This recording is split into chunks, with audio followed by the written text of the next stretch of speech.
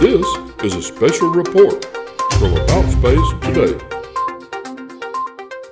Welcome and thanks for joining us today for a special report, a NASA news conference with the astronauts, with questions submitted by the media. Our Washington Bureau Chief was a participant and will have that report next on About Space Today. Are you ready to fly away on a dream vacation?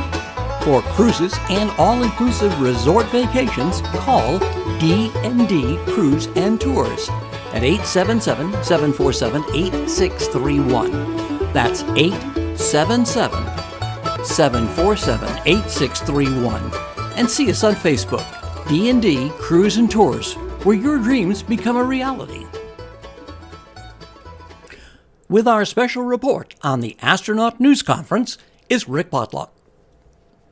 Recently, NASA held a rather unusual press conference featuring astronauts Chris Cassidy, Dr. Andrew Morgan, and Jessica Meir. It was not unusual in the fact that it was on board the International Space Station, but it was that nearly all the questions dealt with the COVID-19 and the fact that the reporters were also isolated and had to call in questions to the astronauts. Dr. Jessica Meir spoke first and thanked everyone, particularly first responders and frontline workers, responding to the global crisis. I think first of all, we would all like to just give our thanks to the doctors, the nurses, all of the medical personnel, police officers, firefighters, really everybody that is on the front lines down there, doing their best and really sacrificing their own lives, putting their lives on the line for all of the human race down there. We give our profound thanks and heartfelt thanks to all of them, and especially since we're up here unable to really contribute to the fight. So thank you very much. Your efforts are appreciated. Chris Cassidy, the 500th astronaut to arrive on board the ISS, talked about the launch during this unusual time. I can tell you one thing, no matter how many times you ride on a rocket to space, it never gets old or, oh, I know how to do this.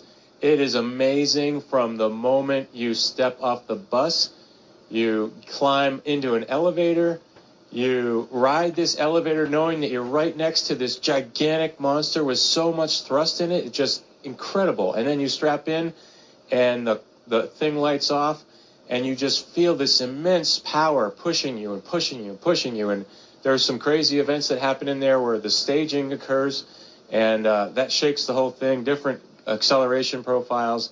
And then finally the engine's cut off and you know you're strapped in and not moving anywhere, but you feel like you're kind of tumbling around head over heels until your brain settles out and kind of figures out what the situation is. So the ride was amazing. The spacecraft performed perfectly.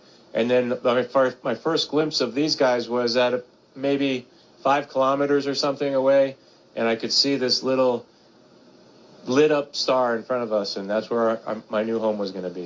Dr. Andrew Morgan talked about the isolation in space as well as what's happening back on Earth. Yeah, I would say that living in isolation is something that we're very good at, and I know that everyone on Earth is experiencing that in a new way right now. I think one of the most important things is to live by routine. That's what we do up here. We have a schedule, and we follow it to the T, make sure that we're the most efficient, most effective with our time. Our exercise, our personal hygiene, our sleep, everything is scheduled out. So sticking to a schedule is very important.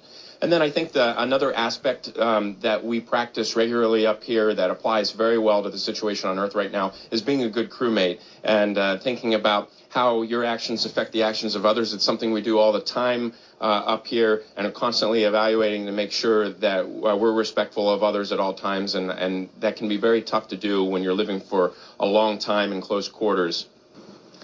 Yeah, Drew and I have spent a lot of time talking about that. It is quite surreal for us to see this whole situation unfolding on the planet below.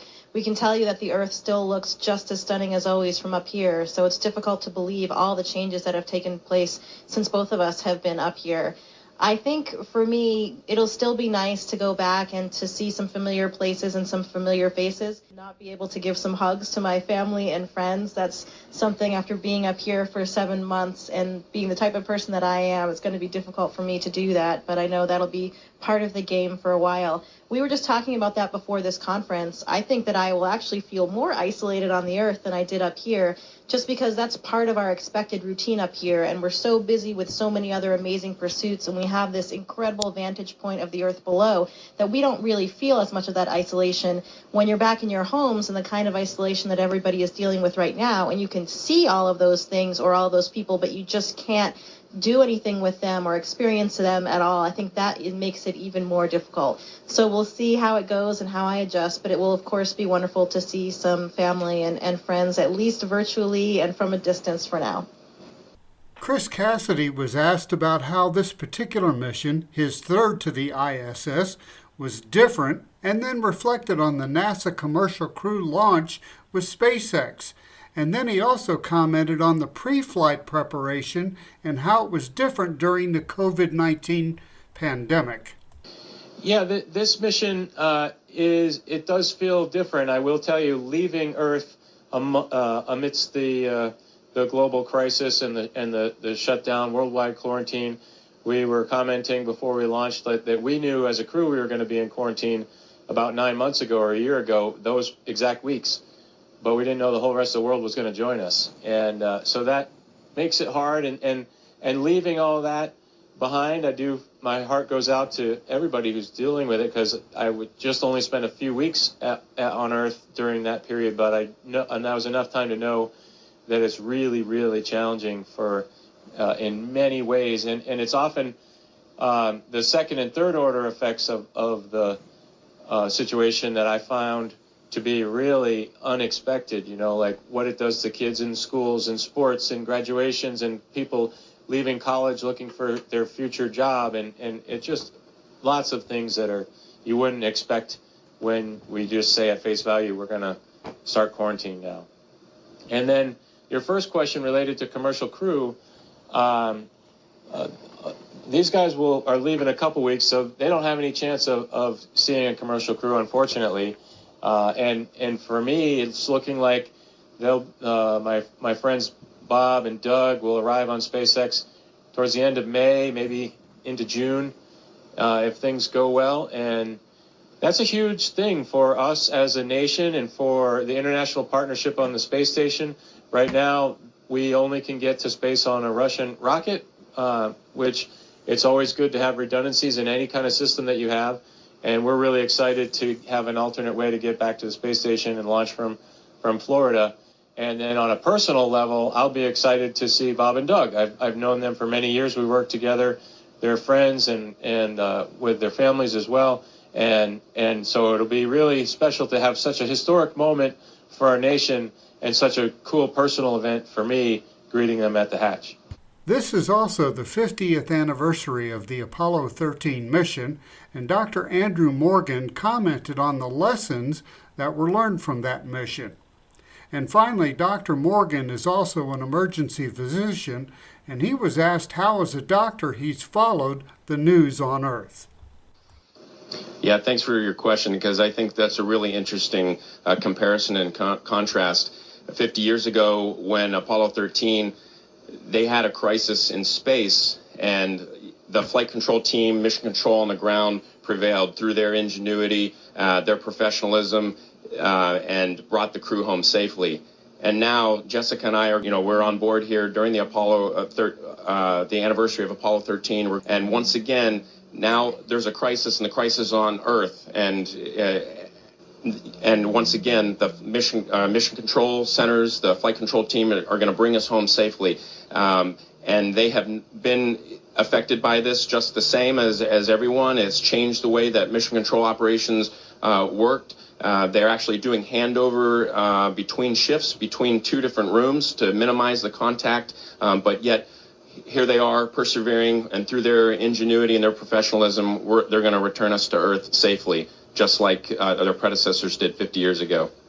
As an emergency physician, I understand what it's like to be at the doorway of a hospital or a field hospital or the front lines of combat, and that's exactly the situation that physicians and first responders and healthcare workers are finding themselves in across the globe right now. And I'm very proud to be part of that profession, but I'll have to admit that there's even a little bit of guilt that I am as separated from it as I could be, and will only return to the middle of this in the next week.